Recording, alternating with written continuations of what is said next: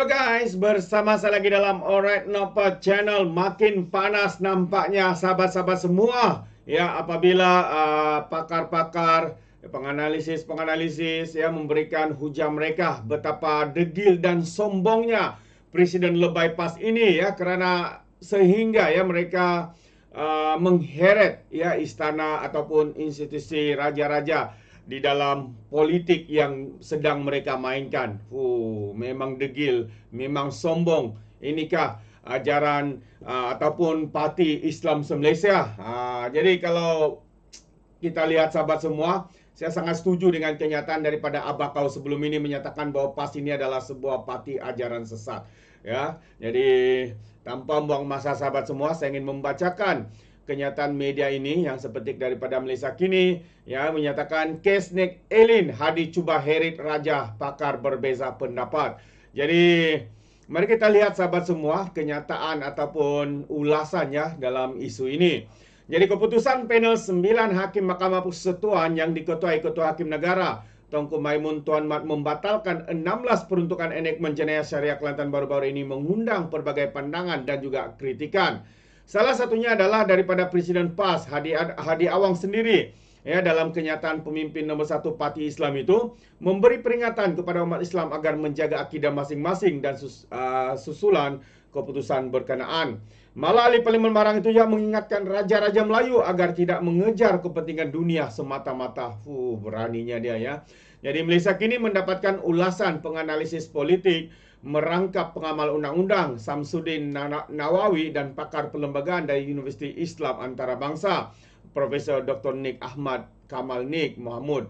Jadi antara pertanyaan yang disoalkan oleh Malaysia Kini, apa yang membuatkan Abdul Hadi membuat kenyataan dengan mengaitkan raja-raja Melayu ya dan juga istana, itu antara soalan. Dan Samsudin memberikan jawaban, katanya saya berpandangan dia Hadi ini tidak faham perlembagaan persekutuan, tidak faham apa yang di bawah ke mahkamah dan apa yang diputuskan oleh mahkamah. Dia sebenarnya tak faham bahawa undang-undang yang dibuat itu, yang dicabar oleh Nik Elin, ialah satu undang-undang takzir. Undang-undang takzir ini ialah undang-undang yang dibuat oleh manusia, bukannya Allah katanya. Jadi jelas itu ialah undang-undang yang dibuat oleh pemerintah Ulul Amri melalui Dewan Undangan Negeri ya di Kelantan. Jadi raja-raja tak boleh campur tangan dalam hal politik. Jadi pada pandangan saya, Hadi Awang dah tersilap sebab dia nak menarik raja-raja untuk menyelesaikan masalah yang dilakukan oleh orang-orang politik. Pada saya itu tidak betul. Ia adalah satu kesilapan besar sebab undang-undang dibuat oleh orang politik yang menjadi wakil rakyat, yang menjadi adun katanya. Kemudian mereka nak minta tolong pula daripada raja-raja untuk menyelesaikan masalah yang dibuat oleh orang politik. Itu satu penghinaan kepada raja katanya. Nik Ahmad Kamal, saya rasa Tan Sri cuba memberi satu bentuk peringatan bahawa Islam itu di tangan raja-raja dan raja-raja perlu memberi reaksi yang sesuai dalam isu ini. Jadi kita melihat dengan jelas bahawa Majlis Kebangsaan bagi Hal Ehwal Agama Islam MKI telah mengambil tindakan yang cepat dengan menubuhkan jawatan kuasa yang diketuai bekas Ketua Hakim Negara Tun Zaki Tun Azmi. Jawatan kuasa ini ditubuhkan oleh MKI dan diangkat kepada Majlis Raja-Raja. Jadi maknanya MKI di MKI di mana-mana saja semua raja-raja Melayu berada di situ telah dengan segera mengambil tindakan dengan jelas kes Nik Elin ini. Isu ini susulan sebenarnya telah ditangani oleh jawatan kuasa yang ditubuhkan MKI. Maknanya jawatan kuasa tersebut akan melihat secara keseluruhan selepas kes Iki Putra dan termasuk juga kes Nik Elin. Jadi saya rasa ini tindakan yang wajar oleh Majlis Raja-Raja yang melalui MKI telah melakukan sesuatu yang penting katanya, dan saya rasa kita tidak boleh kritik apa-apa sebab Majlis Raja-Raja telah mengambil tindakan yang sesuai. Kenyataan Tan Sri Abdul Hadi yang memetik raja-raja atau istana itu boleh dikatakan kerana kebimbangannya dan pihak-pihak raja bos saja boleh menyelesaikan isu itu. Sebab agama Islam itu di tangan raja-raja di negeri-negeri dan mereka yang mempunyai kuasa yang besar menentukan apakah halal tuju sebenarnya undang-undang Malaysia. Tetapi raja-raja perlu bertindak dalam kerangka perlembagaan yang dibenarkan, dan itu saya rasa jelas. Kenyataan Sultan Selangor juga jelas tentang perkara itu. Jadi keperluan campur tangan raja-raja itu antara satu lagi soalan ya daripada Malaysia kini. Ya, jawapan Nik Ahmad Kamal katanya sudah tentu. Sebab siapa lagi yang akan campur tangan kalau tidak Majlis Raja-Raja sebagai pendukung Islam di negeri dan juga pendukung Islam di peringkat persekutuan yang dibawa yang di Pertuan Agong. Agung adalah sebahagian Majlis Raja-Raja. Jadi kalau isu ini isu persekutuan, maka yang di Pertuan juga perlu bersama-sama dengan Majlis Raja-Raja. Sedangkan isu ini keseluruhan negeri-negeri di Malaysia dan Agung juga adalah ketua bagi negeri-negeri yang tidak beraja. Maknanya, kesemua mereka dalam Majlis Raja-Raja termasuk Agung mempunyai peranan yang besar dalam memastikan Islam ini dijaga.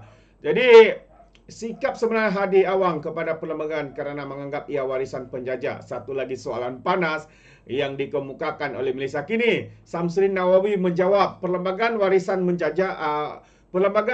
penjajah itu kita tak dapat lari kerana itu sejarah. Sekarang ini kalau nak ubah warisan penjajah, kita kena pindahlah perlembagaan itu. Kalau kita nak pindah perlembagaan berkaitan raja-raja, memang perlukan perkenan raja-raja. Tapi sekarang ini kita tak perlukan perkenan raja-raja untuk pindah perlembagaan berkaitan jadual ke-9.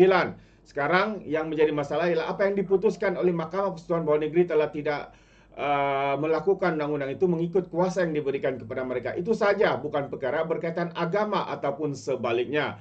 Ya, Nik Ahmad Kamal juga menjawab, kita tidak boleh nafikan bahwa siapa yang draft perlembagaan itu majoritinya adalah orang luar dan semangat perlembagaan itu kebanyakannya diambil daripada semangat perlembagaan negara-negara lain yang telah merdeka sebelum ini dan semangat Westminster yang kita pakai. Jadi dalam konteks ini saya rasa Hadi Awang memang mempunyai satu persepsi dalam perlembagaan sejak dulu lagi. Dan kita tidak boleh menafikan siapapun bebas untuk membuat persepsi sendiri. Tapi pada masa yang sama itulah perlembagaan yang telah meletakkan Islam pada kedudukan yang tinggi sebagai agama persekutuan. Tidak ada negara-negara Commonwealth yang merdeka dalam tahun 50-an, 60-an mempunyai peruntukan sebegitu dengan meletakkan agama sebagai agama persekutuan ataupun agama negara mereka. India pun tidak ada, kata seorang lagi penganalisis politik ini. Jadi jelas sahabat semua, tindakan ya walaupun ya dikatakannya bebas ya untuk Presiden lebay pas ini untuk memberikan persepsi beliau, tapi apa yang dikatakan ini sudah melampaui batas ya apabila turut mengheret istana, sedangkan apa yang dipersoalkan itu sebenarnya bukanlah ya untuk melawan Islam ataupun mahkamah syariah atau mengancam dan sebagainya. Itu sudah dijelaskan oleh berbagai pihak, sahabat-sahabat semua. Ketua hakim negara juga sudah pun menjelaskannya. Ada peguam-peguam, ya, berbagai NGO dan sebagainya. Tetapi mereka masih menggunakan isu ini ya untuk ditunggang, ya untuk menunggang isu populis, ya menunjukkan kononnya mereka lah hero sebenarnya, sahabat semua. Tapi hakikatnya ketika mereka menjadi kerajaan, pada pandangan saya apa yang mereka lakukan? Mereka hanya mengunci mulut. Mereka begitu senang berada di kedudukan mereka. Ya, kadang-kadang ada yang dilantik sebagai duta khas, ya, tetapi tidak ada sumbangan yang kita boleh lihat dengan jelas. Yang ada mereka